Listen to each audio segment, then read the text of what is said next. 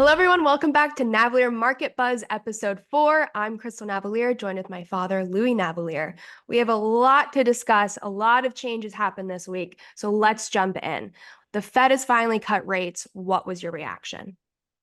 Well, I was ecstatic. I really wasn't expecting them to cut a 0.5%, but they did. And not only that, they said we have another 0.5% coming for the rest of this year. So I assume they're going to cut 25 basis points in November, 2 days after the presidential election, and another 25 basis point cut in December.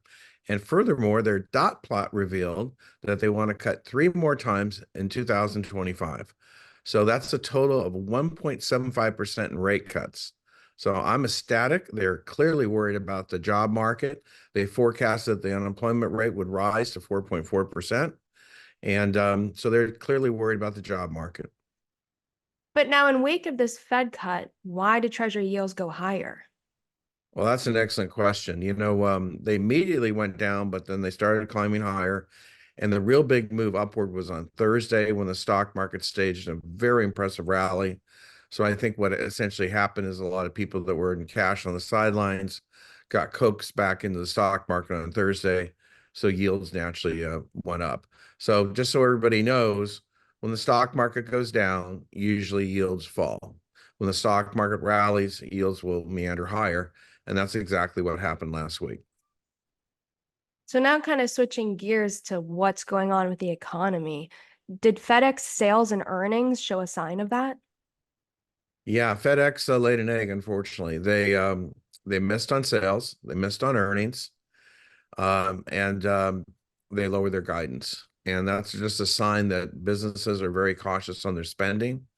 Obviously, FedEx is something you can cut back on. And so that was a big warning flag. And so FedEx did not have the best week. Could you explain what is the quarter end window dressing and why it's important? Sure. Essentially, what happens at the end of each quarter, professional money managers have to make their portfolios pretty. So they tend to prune their weak stocks and add very strong stocks with strong sales and earnings, because they're going to go out and see their clients and want to brag about how great their stocks are.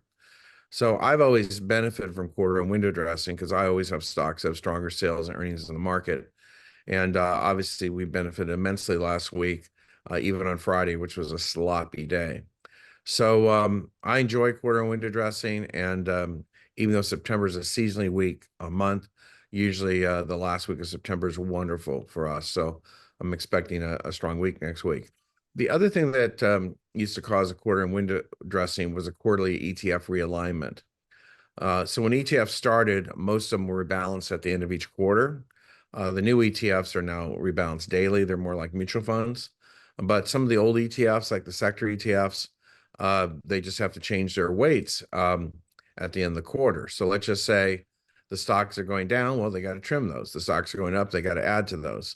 So the strong tend to get stronger on the last day of the quarter. And of course, that will be on Monday, September 30th. Unfortunately, we are in tropical storm season, and we've been seeing that a lot within the Gulf of Mexico. Do you think that that's any threat to energy production? Absolutely. Hurricane Francine flooded Louisiana pretty good. They had to close some rigs. So now that we have these hurricanes forming in the Gulf of Mexico, if any of them head near Texas or Louisiana, it's going to continue to disrupt energy production. And so that means that crude oil prices could meander higher. So if you want to know where crude oil prices are going, just watch the Weather Channel. What do you expect from Wednesday's new home sales report? I hope it picks up. We saw with housing starts and building permits, there's definitely picked up strongest activity in 4 months. And that's a good sign. This is a sector of the economy the Fed is trying to stimulate. And so I'm certainly hoping for a big uptick. Now, multifamily starts have been dominating all this. We saw Lennar with lackluster results, Toll Brothers with great results. So the housing market is still a bit mixed, but we hope that housing starts definitely pick up because that's what the Fed's trying to stimulate. That's a big part of our economy. What about Wednesday's durable good report? That's a total wild card. Durable goods are really jerked around by commercial airplane orders.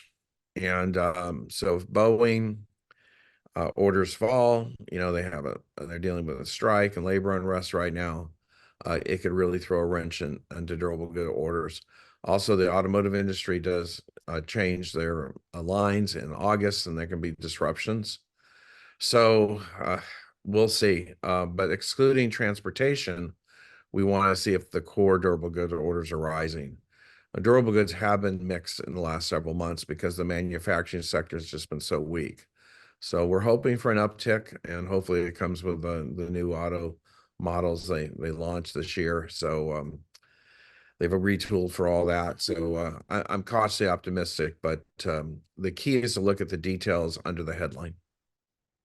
And lastly, what do you expect from Friday's PCE report? Well, that's the Fed's favorite inflation indicator. Of course, PCE is the Personal Consumption Expenditure Index, and it has a lot less shelter costs than the CPI. So it should be running a lot cooler than the CPI. And right now, based on all the economists, I do buy research from Ed Yardeni and Ian Shepardson and other prominent economists. Right now, it looks like the PCE is going to come in at 0.14. So they're going to round that to 0.1. That would be great. The core PCE has been fizzling fast. It's been under 2% in the past 3 months. And we just want to see that maintains at that low level, because that just means the Fed can stick to their rate cutting policy as long as inflation doesn't perk back up. So it should be a good report, and it's an important report. And I would love to conclude today's episode asking, what are your stock picks right now? Probably the best near-term buy is Novo Nordisk. What happened with them is they obviously pioneered weight loss drugs with Ozempic, and then they have a pill version, but there was a report that their pill version isn't as effective. You may know that Eli Lilly has a pill version that's booming, and in fact, Lilly has passed Novo Nordisk in weight loss sales. But Novo Nordisk is not going away, okay? Ozempic is still very popular. They dominate diabetes medication around the world. And of course, more people are getting diabetes because of age and the Western diet. So I think near-term, Novo Nordisk is a great near-term buy. Are there any other stocks that you like besides Nova? Oh, sure. Sezzle is a great one right now. That's Sezl.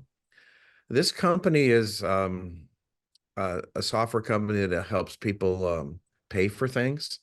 So you can make like quarterly payments. And consumers are stressed right now. If you look at 30, 60, 90-day defaults, they're rising. So Sezzle facilitates this part of the economy where consumers are struggling, and retailers sign up for their service. And obviously, if you pay your bills according to how they want, your credit score will be fine. But that's what they do. They facilitate payment plans. And because consumers are stressed, I'm very happy with the stock. It's a great near-term buy. Again, it's Sezl. Another company I like is CRS. This is a specialty metal fabrication company. So they obviously do all kinds of exotic stainless steel. And they do a lot of titanium for the aerospace industry and the military industry. And their business looks very good. It scores super high on our portfolio grader. Another stock we like immensely is EMCOR, EME. That's facilitating all the expansion of the utility grid. Of course, the big news this week is that Microsoft committed to a 2-decade plan to buy nuclear energy from Constellation Energy in Pittsburgh. So what Constellation is doing is they're restarting 3 Mile Island, one of the reactors. So Microsoft can get carbon-free energy to power its cloud servers for the next 2 decades. So that's, we have to double our utility grid just to fuel all the AI that's going to be unfolding in the upcoming years. Is DEC still on your radar? Oh, absolutely. In fact, it consolidated just a bit. It's a great near-term buy. They have these leading brands like UGG and Hoya, and they're still capturing market share. Their forecast sales and earnings look wonderful. And what's interesting, this is largely a luxury goods company. So the affluent consumers are spending, the consumers that are struggling, they're having a harder time. But Deckers Outdoor caters to affluent consumers. Great. Well, thank you so much for answering all my questions this week. And thanks everyone for liking and subscribing. I'd love if you have any questions to ask Louis next week, please leave them down in the comments. But we'll see you all next week. Thank you so much.